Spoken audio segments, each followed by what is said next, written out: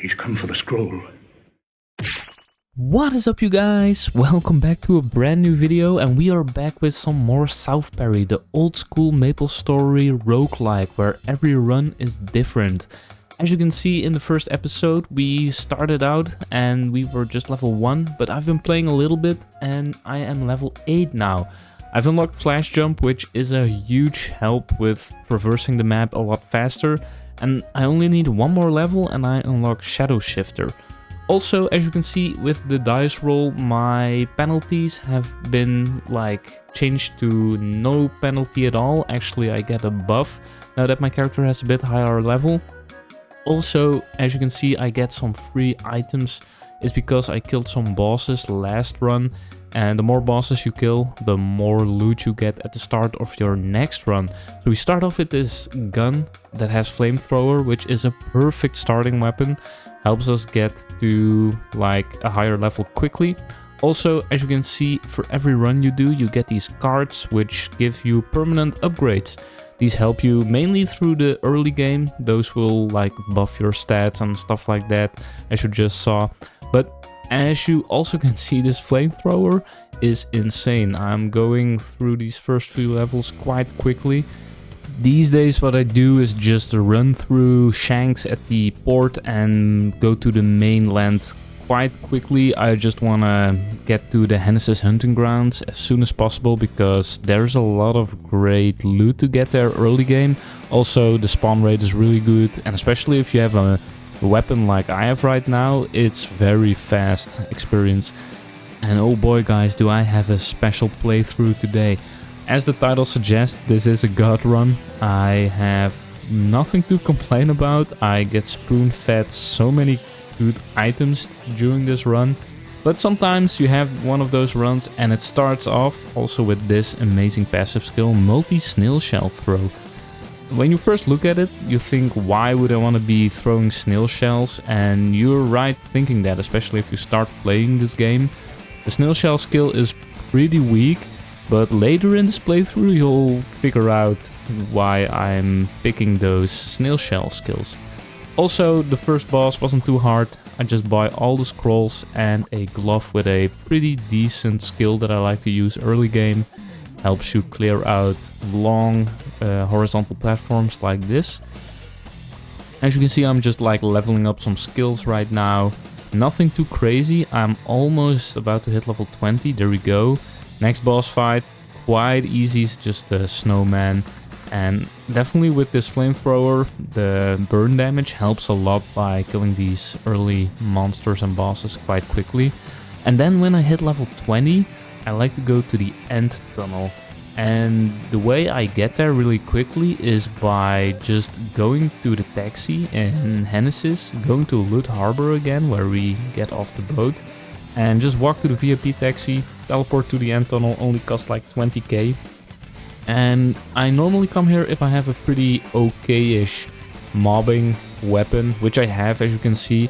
And the monsters that are roaming around here are quite strong, but it's definitely worth it. Killing 3 or 2 of these monsters will give you a level when you're early in your 20s. So that's a good tip if you start off and you want to get some fast levels when you're in your 20s. And yeah, I'm blazing through this. We're already level 30. Our previous playthrough, we finished at level 30. We couldn't defeat the boss, but now I'm much better equipped and I also have the knowledge to do this. And Junior Balrog falls very easily. I found this bow in the shop, which I bought. It has a pretty okay-ish skill if you have more projectiles, and you guessed it, I got a passive skill that helps me launch more than one projectile. Normally around this part in the playthrough I decide what kind of build I want to make. Normally I like to play with daggers. Those have some really good skills and some scaling late game that is really strong. But I kept getting these really good pole arms that help me train at a lower level as well. But what I was really looking for was the snail shell skill, the 3 snails of course. And you guessed it, a few seconds later it dropped right in front of me, and I was super stoked because now all the puzzle pieces were starting to align, and I was hoping this run at this point was about to become a god run. I needed one more piece of the puzzle before I could finally like go ham. But in the meantime, I found this glove with this explode items, and for the mid game this is quite good. As you can see, the damage is crazy, especially in these cramped spaces where a lot of mobs are in the same area, and yeah, it's just awesome. You'll see me use that during level like 40 and 50. And at this point I started locking some of my items. I don't want to accidentally sell them. And as you can see, the throw snail shell skill only deals like 80 damage, which is abysmal. But you'll see soon enough what it is capable of if you've not already seen it in your own playthroughs or in other videos, but it's really strong if you have the right passive skills. Also, this fight almost ended my run. I got close to dying like 3 or 4 times. You'll see my HP at the bottom of the screen going very low. But in the end we managed to pull through. And I was really happy because I was getting more and more strong weapons, and once again I got boomerang stab on a maple claw, which was awesome for farming more monsters before we could start to really use our free snail shell skill. But at this point in time in the run I didn't really want to fully commit to the snail shell skill because I still needed one very important passive skill. But I did really enjoy training in this map in the end tunnel with my boomerang stab and with the explode items. It was so much fun. I barely had to do anything. Like every time I killed monsters, they dropped so many equipments, I could like right away kill the new creatures that spawned with the previous items. A really enjoyable game loop, and before I knew it I was already level 50. It was so fast with those skill combinations. And I've saved up a few passive skills, and I got Shadow Shifter, which was really lucky. Having that avoidability helps a lot. And then it finally happened, the final piece of the puzzle, Codex power. This makes your throw snail shell skill exponentially stronger for each monster you record in your monster book. At first it's pretty slow, but it gets out of control really fast. At this point I had everything to set up this god run, so no more screwing around, serious business, focus, all that good stuff. I can't make any mistakes at this point. I really have to lock in and make... Well, never mind. As stuff like that happens, it's alright. We got one death, which was really unnecessary. But alright, you know, I have to play a lot safer now because I don't have an extra life. I was probably too excited while getting that final piece of the puzzle. But as you can see, throw snail shell is still really weak because we only have recorded 10 monsters in our monster book. So at this point we have one job and one job only: collect as much monsters in our monster book. And the way you do this is quite interesting. There's all these kinds of monsters roaming around in the world, as you know, and there's maybe a 10% chance, I'm making this number up, I don't know the exact number, but a 10% chance or something like that, a chance for you to record a monster. And you see this by this yellow spark, as you just saw. I just recorded the orange mushroom, and like I just explained, for every monster we record in our book, the better and better the damage gets. We set out on this epic adventure to collect as many monsters in our monster book. As you can see, the throw snail shell skill isn't really on par with my boomerang stab just yet, but I have to say it was really fun going through all these different places and areas and collecting all these monsters in my book. It was quite nostalgic, to be honest, and yeah, revisiting those places brought back a lot of memories. Also, I haven't really played MapleStory in like 6 or 7 months, so it is really refreshing coming back to something like this. And I think this game really shows the power of MapleStory worlds. I hope they create more stuff like this that's really enjoyable to play. It really makes me think about Little Big Planet. Do you guys remember that game for the PlayStation 3? Anyway, I'm really steamrolling this monster book, and we're getting closer and closer to be able to use our throw snail shell skill as a viable main skill. And we are getting close to 50 monsters recorded, and we are about to level up Codex power once again, and this will greatly increase the damage. We went from like 700 damage to almost like 5k when we crit, and like I mentioned a few times, it gets only better from this point on. Currently you can collect 135 monsters in your monster book, but it stops scaling at 100 monsters. But you don't need that many to have insane damage. And here we have multi-throw and multi-snail shell throw. I went for a multi-snail shell throw because, you know, we're leveling up so fast, we'll get both skills to the max in no time. And Codex power is finally maxed. Wonderful. And we went from 5k to 55k damage per snail shell. It's insane. We're already level 60, and at this point every boss fight is a cakewalk. I level up multi-snail shell throw to the max. Because we have Codex power at our maximum level now, every monster we record is a tremendous damage boost, and you'll see that in just a second. We defeated the level 60 boss, and we are off deeper and deeper in the end tunnel to record as many monsters as possible. And as you can see, we're getting closer and closer to that 100k damage mark. And right here, we're gonna go for multi-throw. Codex lore is gonna help us in the long run, but multi-throw is more fun at this point. Codex lore helps us have more crit damage because we have so many monsters collected in our monster book. But yeah, it's so fun running around one-shotting almost everything. And before I knew it, I was already level 70. I'm about to end this man's whole career. And that's exactly right. I'm about to end this man's whole career.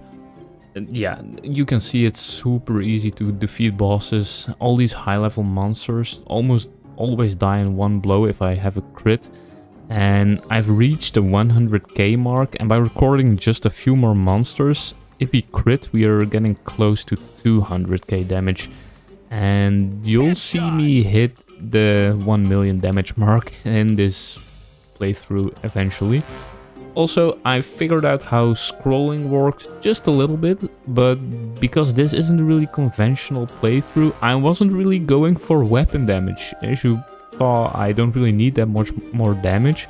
What I do need is survivability, and the only thing I think that will help me with that is evasion. So I'm trying to get as high as possible of evasion stat on my skills, and this is not too difficult, and I won't go into depth how scrolling really works.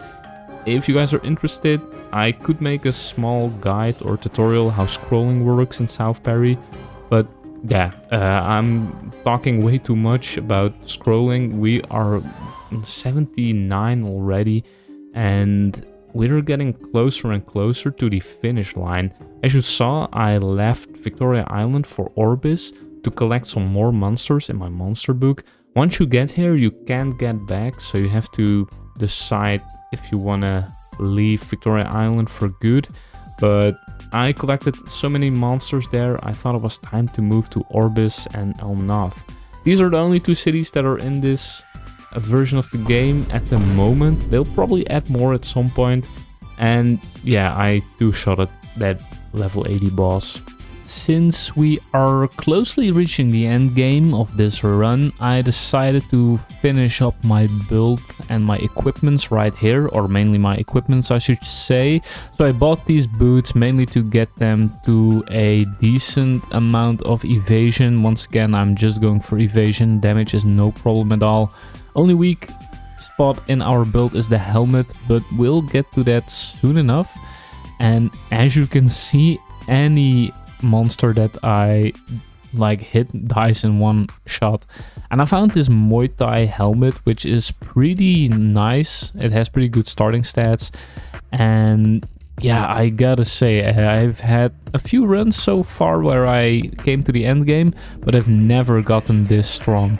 I mean, we're about to face level 90 boss, and it feels like every snail shell I Pro is filled with a nuclear warhead. I mean, we only need like a few hits to defeat this level 90 boss, and at this point I knew it was time for Zakum. And just as a point of reference, I did manage to solo Zakum in the past. I made a Iron Man Spearman series where I solo self-found the whole character and got to the end goal of soloing Zakum, and that solo run took me 8 hours and 19 minutes. But I can promise you this will be a lot shorter, and I'll just let you enjoy the fight, and I'll be back in around 1 minute.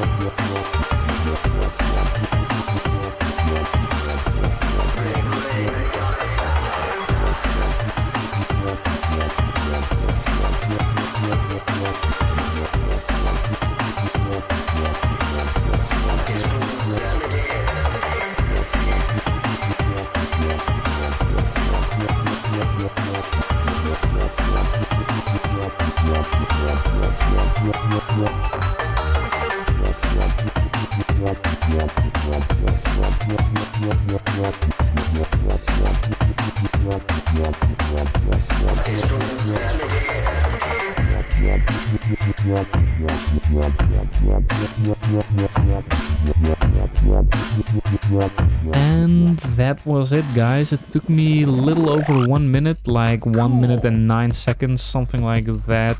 And you obtain one Zakum helmet when defeating Zakum, and after 5 seconds a new Zakum appears, but you're not really allowed to finish him off again because you get kicked out of the room after a couple of seconds.